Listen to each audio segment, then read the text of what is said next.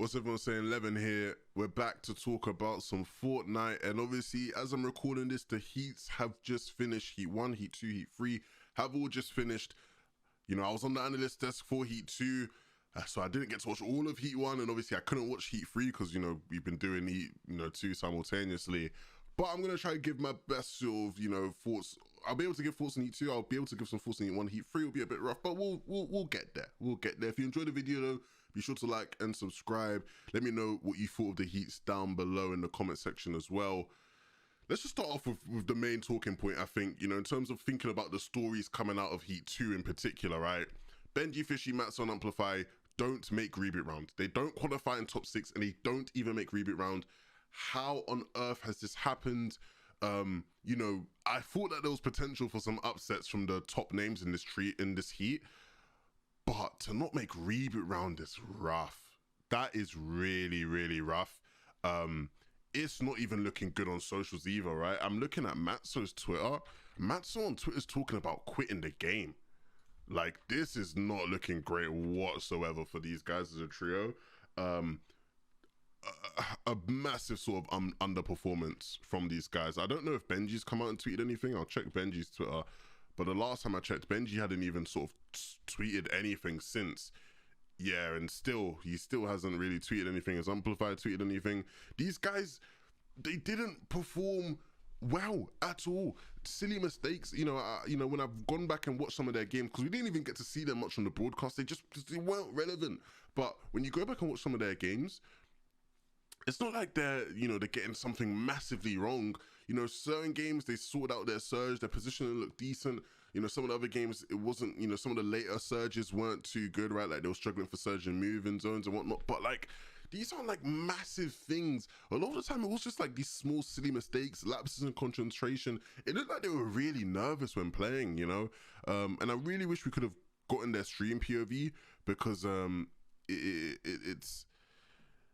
I would have loved to hear what the comms were like. I'm looking at Matzo's Twitter now, and once again, Matzo is sort of tweeting, in like a very negative way about talking about not really caring and all these things, and like, well, that's Amplified, sorry. Matzo's talking about quitting in general. Benji's not even said anything. Yeah, it's not looking good for this trio. I think when this trio formed, the big thing for them was that Benji is coming into a system that already exists and is an established system. Matzo, Tarts, Amplify will call. There's a system there. Benji can just slot in, frag in the back of the tarp, whatever. Now we're, a couple months forward, now Benji is the system. Benji is calling. Benji is tarping. Matzo and Amplify don't necessarily look like what they looked like a couple weeks ago. And that's not me sort of blaming them. I'm not trying to bring them down. I definitely think, you look at all of them individually, haven't necessarily been at the same level. Even if you look at Benji, you want to be critical of Benji. Benji, Resub brought it to my attention. Like, Benji in solo cash cups hasn't been as dominant as he once was, right? All around, I think it has just been very lackluster for that trio, and I wonder what happens for them moving on now, because their season's done. Their season's done now. So what do they do moving forward? That's going to be a question that we'll answer in the coming weeks. But yeah, for me, that was a big thing out of this heat. And that's sort of the big sort of negative. Now that that's out of the way, though, I want to focus on the positives of that heat, because, it was really fun to watch, a really entertaining heat. Things sort of started off with sort of the biggest players really putting on the show, right? You start off with Tayson, Forziar and Nate winning a game, and they did so impressively, right? They're going up against Hottie, Elo, Kratz, and Trippin, who, I'm a fan of that trio, right? I'm a big fan of those guys. They're landing craggy cliffs, and I think with Tayson's trio in particular, the big question was, were they going to struggle with Surge again?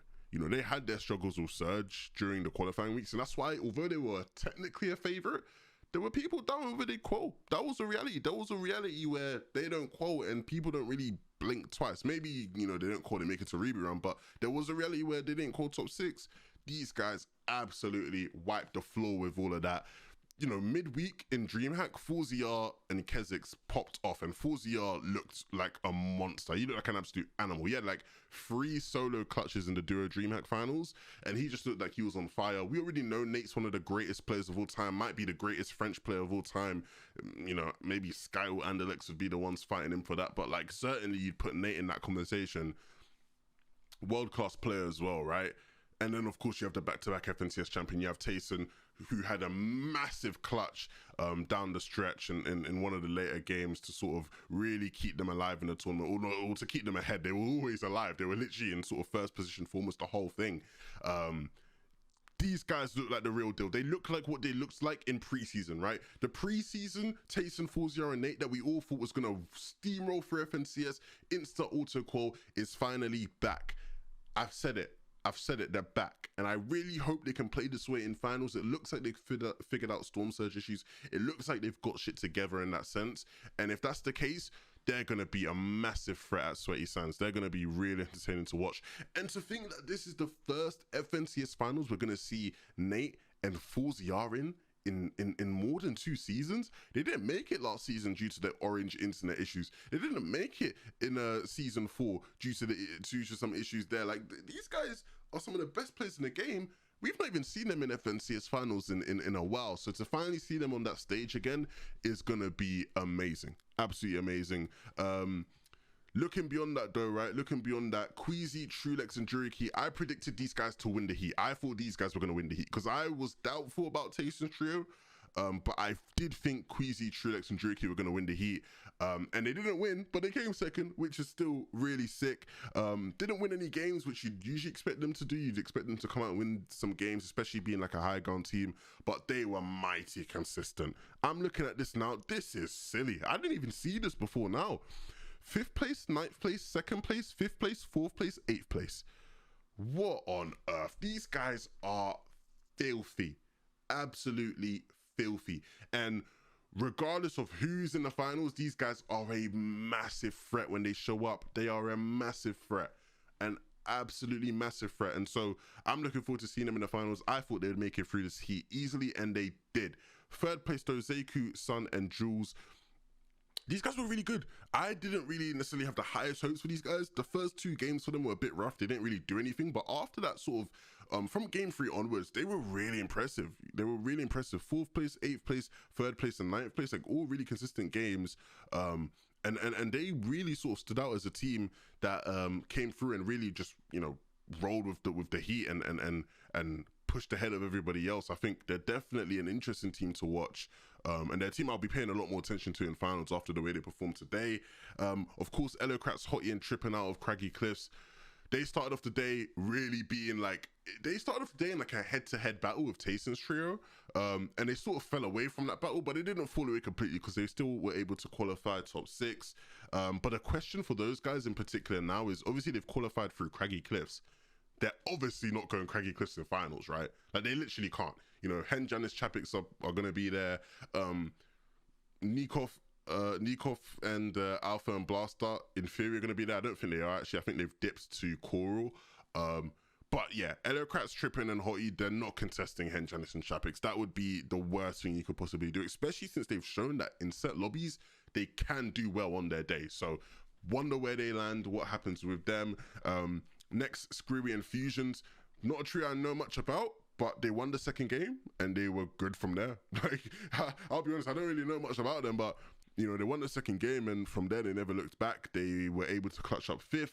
And then in the final game of the day, game 6, coming into game 6, Safik, Siberia, and Irizumi were in about 12th.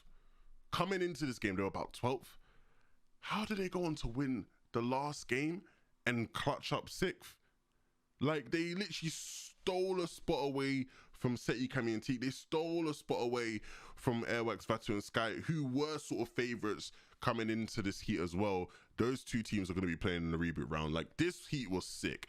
I feel like it's so sick when we have these, like, crazy clutches. Like, you know, we've seen so many of these crazy clutches all around.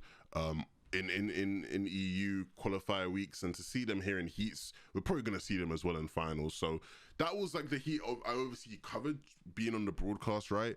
It was a really exciting heat, and I'm looking forward to reboot round. As I'm recording this is tomorrow. I don't know when you guys are going to see this. You guys might be seeing this on the day of reboot round, or you might be seeing it if you're an early viewer, you might be seeing it a bit on the Saturday. Heat 1 though. Heat 1 was really interesting. Not many stream POVs.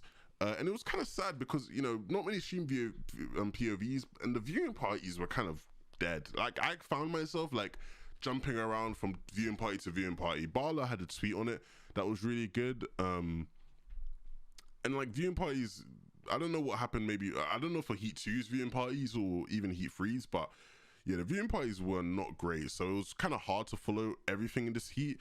But in terms of like the big stories out of this Heat, of course, and Alexis Trio sort of qualified, which is good.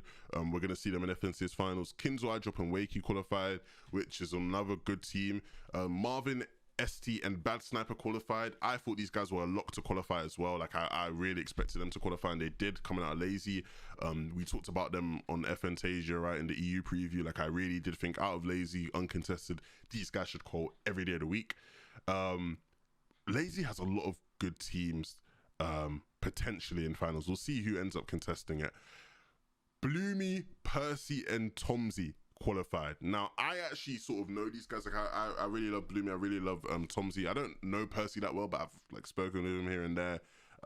Deepest voice in all of EU. You know, what's it called? Percy has a deeper voice than me, probably. But to see these guys qual, like mind blown. I'm really happy for those guys. Really happy. You know, I sort of saw Tomsy as like a really talented player who had bundles of potential, could never get it right with teammates. Just could never get it right with teammates. And he would be playing with good people, but it just would never work out. I think at one point he even like trialed with, you know, Matzo and Amplify, right? Like it just would never work out. And when I saw him playing with Bloomy and Percy, I wasn't optimistic. I'll be honest, like, but you know, from the bottom of my heart, you know, as much as I love all, you know, those two, it did seem like it was almost like the end of the road for him, where it was like, you know, like, you know, that doesn't seem like your best option potentially. But then in scrims, they were decent. In scrims, they've looked decent. And now to qualify for the FNCS finals, that is crazy. Fantastic achievement. Joe, Stompy, and Shadow came in 6th. They clutched up the last spot. Another trio that I thought would sort of be a lock, or like a very confident trio to qualify through. They're a really good team. A team that's really, that they look really good when they play high ground. But they also have like really great fundamentals, and they can do well regardless of, pardon me, regardless of what layer that they're on. Red Rush, Exteriors, and Mapido were the team that actually won the Heat. 208 points for them. They started off with a win. From there, they practically stayed in first place the whole time, right? They were really consistent, at least top 10 in every game. 1st, 6th, 10th, 8th, 8th, 2nd. Massive day from them. Players in this Heat, I'm trying to look for players in this Heat who didn't qual that could have. I guess Kylix, X8, and Kaiden, you would have expected to qual. Maybe Pink, Vettel, and Stir6 out of Dirty, you might have expected to qual. But overall, I think the teams you'd expect to qualled. Downs, Pablo, Wingu, and Ayabafo, not necessarily been the most amazing this season, so not a surprise. Kezix, Falconly, and Nakos didn't qual. Not really a surprise to me. Even if this team had made it through to finals, I wouldn't have expected them to do well, so not a surprise. AD and Hardfan and Astro is a bit heartbreaking, because obviously I'm a really big fan of those guys. My friends, I'd call them. They didn't qual, but yeah, it's tough. It's tough for those guys. I think, you know, you just got to hit the drawing board. You just go next, right? It was really messy over towards Steamy. That was one of the only stream POVs we got to see from Heat 1, the Steamy Stacks fight with like 7 Tool and that trio with like Lusher and shit. That looks really messy. It was against like Malibuka, Mayhem, and Shizo. It was what? 7 Tool, Lusher, Fire King versus Mayhem, Malibuka, and Shizo King. Really awkward, messy fight. It's weird because in qualifier weeks, right, when those teams were in the same sort of qualifier, like 7 Tools trio wouldn't land Steamy. They'd like sort of land outskirts of Steamy. Maybe it would be like Orchard, maybe there would be Steamy houses, right? And those teams would always rotate side by side and like really grief each other that way. This time though, they just straight up just were landing at Steamy and contesting there, and it looked really, really rough. But Malibuka's team ended up sort of doing well still, right? They won that battle. They didn't get top 6, but they will be playing in the reboot round, whereas 7 Tool, Lusher, I believe won't be playing in the reboot round, which is a big yikes, a big L. In terms of Heat 3, I obviously just haven't watched any of this, right? Because it was at the same time as Heat 1 and 2. Or no, it was at the same time as Heat 2, not Heat 1, sorry. But looking at the leaderboards, High, Chris, Vortex, and Knight qualify, which is really, I'm really happy for them because they really came close to qualifying in qualifier weeks straight for finals and they missed it. So if they had not made it through heats, that would have been really rough. Shakos, DKS, and Greenio qualified there, like a really decent trio. That would be nice to see. Joku, Andone, and Jetsku qualified as well. Slender Void and Wolfies, who I think were the favorite for this heat, qualify. They came 4th place. It'll be interesting to see where they land. I'm guessing they're going to go Retail Row, right?